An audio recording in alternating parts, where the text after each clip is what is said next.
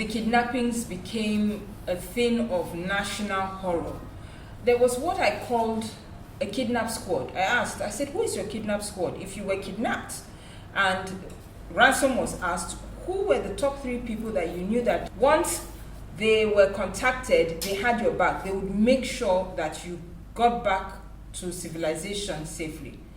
It's part of what we're talking about here, not kidnapping, but who is your medical squad? Who has the right to say what should happen to you in case of a medical emergency? Or even if not emergency, people who have challenges, who need special care, who have to be taken care of if you are not there. My name is Comfort Booth, and I'm the host of the Lawsmyth, where we granulate all your legal issues, where we simplify your legal issues. And with me in the studio, as usual, is Jibola. Jibola, welcome. Nice to see you, CB. Thank you very much. And you hear how we started off. Okay. Kidnap squad, but yes. But you know, that actually, kidnap squad is actually related to estate planning. Okay, all right. Let's go. Okay, so let's even go with the kidnap first before we go into the medical. Yeah. In certain countries, you can make arrangements that if I am kidnapped, I actually have a friend Okay. whose job is a kidnap negotiator. Okay. So he works out of France, and basically when people are kidnapped in Syria, Mexico, Venezuela, Colombia, he's usually sent by the company to go and recover the people. So basically, for estate planning, you can have such a policy if you are in the very important people, high net worth individual bracket, or most times, even most Nigerian companies they're taking out that solution. I know several large accounting firms, expatriate accounting firms who work in Nigeria and have those things in place for their people. CNN has it for their staff who work in Nigeria as well. It's imperative. Now, I know for a fact that several international news bodies, several organizations have this kind of programs in place. Now, as individuals, we could put this in place for our estate planning and say in case we get kidnapped or our children get kidnapped, we can always have someone track them and find them. Even through simple things like teaching them several security rules, how to get down in case of emergency, how to always text or do a voicemail with your last, when you feel you're in trouble, change your voicemail. You don't need data for it. Change your voicemail. You can actually send email. I'm last at XYZ, and this is the challenge I'm facing with such and such people, so that people who are looking for you can always find a place, a starting point to find you. I knew that on the phone there's something like that. No. Where you Your common voicemail. Okay. Your common voicemail can be used to activate a search party. Okay, excellent. Now let's go back to sorry. But it's good. I mean, it's good because it was going to come up, but so it's good that it comes in with kidnap and medical squad. So, now, for medical squad, there's several considerations that you need to have. Some families are fortunate to have special needs children. You need to put a plan in place in your estate planning as regards their education, their welfare, and medical imperatives that would apply. So sometimes you have children with special dietary needs. What happens if you are not there and they are sent to live with an uncle or an auntie? Yeah. Did you make provision that, look, my children cannot eat gluten, their food must be gluten-free, they can't eat this, they can't eat, they are allergic to this. You need to put all this down in a plan and say, in the event that you are not going to be here, or even sending them on a holiday, as simple as sending them on a holiday. So you need to have medical imperatives in place. You need to have medical imperatives as per education for special needs kids. First of all, it starts with an insurance. So imagine where, we spoke some time back about a man who lost his job, yes, and because of that, things change, his circumstances. So you need to put those in place. That if I'm not here, who will look after my children? How will their education go about? You need to be mindful about education. So if you have a special needs child, there are several schools who teach farming, carpentry. I know about this because I've had the privilege of going to one of these schools in Nottingham with one of my friends, and the child learns farming, so that a child that is autistic or has special needs can learn to do certain handworks that are repetitive and at least can give them a sustenance and a purpose. I heard you say who. Who looks after? So that means, are we touching on guardianship here? Yes. Okay. So that means in your medical, it's not just listing it out and the money, but there must be somebody you trust. Good. Who is going to maintain, who is going to look after all these things for the children. So usually you have to actually check the lifestyle of the person's morals, and the person's financial wherewithal if you don't have. So there's a place in law where morals come? Yes. Okay. Okay, please go on. Okay, go on. But you can't, like I said, you can't legislate on conscience. Yeah. So now, we're looking at that situation where you have someone who, my sister, I can say my sister is my designated guardian for my children in the event that anything happens to me. It can be my sister, it might be my cousin, it might even be a friend that you trust. So that friend will be in charge, has been briefed, has the imperatives, has the requisite paperwork for guardianship. It might be a power of attorney, it might be different things. So, like I said, this is simplifying different things. So we can actually extend the range and the documentation to be put in place. It might even be an adoption. Are you with me? Yes. So there's different things that you put in place. So that has to do with medical imperatives and guardianship. Then you also have a situation where somebody is no more able to make decisions for themselves. So if you have like a degenerative disease, you might say, look, if I get so bad, it is my wife that will make my decisions for me. And you've put this documentation and things in place. So people who have Parkinson's or other kind of illnesses can say, look, I know it is going to get progressively worse. But as it gets worse, this person is the person that has my appointment to do certain things on my behalf. I'll tell you a strange one myself. Like I said, several years ago, my father was ill and I entered the hospital room and the doctor says to me, I want you to decide to switch off the life support machine. I had never considered it was never a thought that I would have to decide whether I'm going to put off my father's life support machine. So there and then, I realized that there's a whole aspect of a conversation that I never had with my father.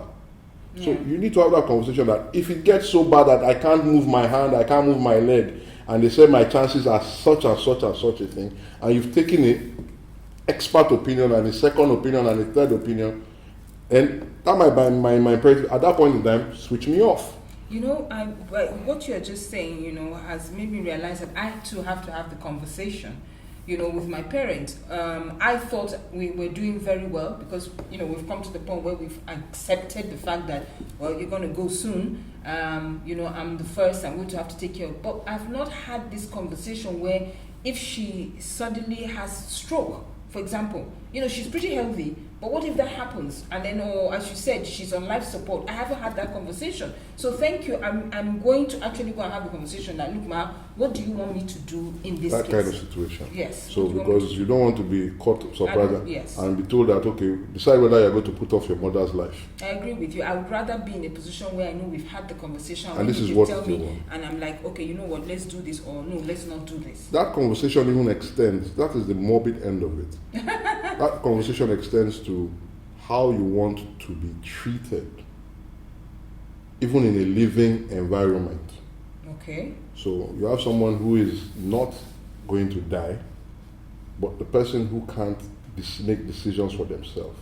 Right. So how do you deal with it? You have to have had a prior conversation with those people and say, this is what you want to do. This is how we go about doing it if ABC happens. And because, tomorrow is promised to no one, would you have a plan B and C? So, for example, of course. So is that like having 3 guardians? You can have.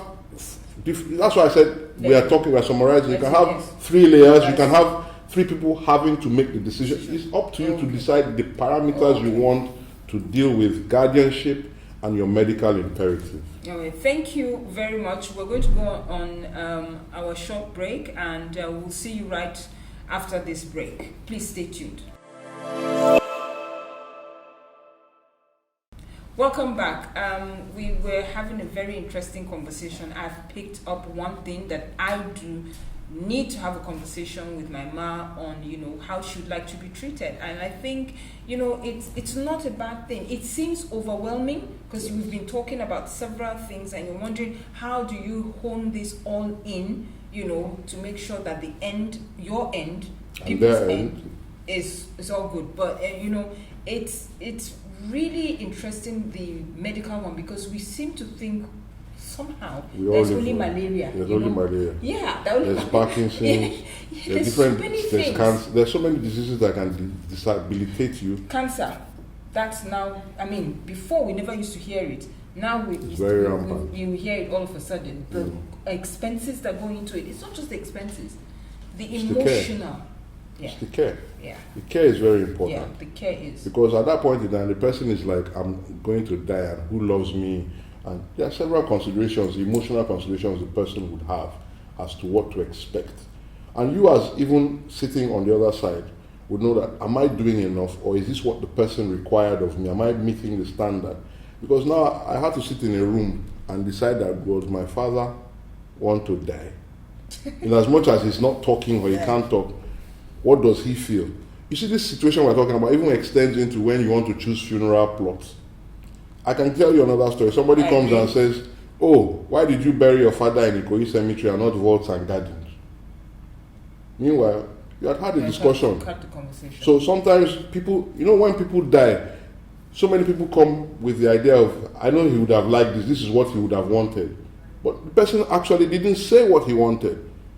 So sometimes even when we talked about picking the hymn, he would have liked this hymn, but he probably had his own. So most time we project our own personal wants, desires, and think that it is best for the person who has departed, and this is what the person would have wanted. So it's better to simply ask somebody. Yeah. So the legal aspect of this now is, if you want to tie in the medical imperatives to your estate management, you need to have separate documentation, things prepared. Remember I told you about the form? Yes. Everything is included in that form we spoke about. Yes, so put the form, get them to take a decision, and then do what the law expects, and how you crouch it, so that those things are solid, and you know that it is clear to everyone involved, so that certain people don't feel that, oh, I'm one that is obligated, I'm not obligated. You have siblings that have not all the same level of income.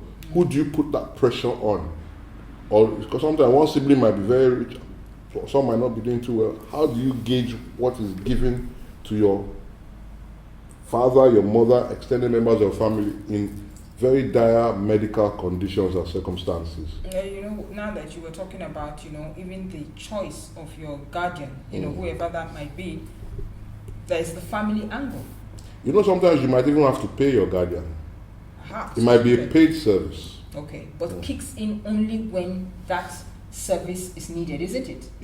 That is on how you frame the guardianship and your documentation for your estate planning. Can guardianship in that regard happen while you are still alive? Definitely. Okay, give a scenario, please. I'll give you a simple one. Okay. So most children that go to school abroad, usually the parents are asked to appoint a guardian locally where they school to look after them, because that's the first contact point for the school. For several years, my sister she wasn't paid, but she was a guardian for several children, Nigerians who their children went to school abroad, but because she was local to them, she could stand in as guardian. But there are people that charge £1,000, £2,000 every year for each child to just be a guardian. Well, you can understand why. You can understand why anything that happens will start with the guardian. With the guardian will be your first point of contact. I mean, that takes their time. They probably have to leave work or school or whatever it is, to attend to that.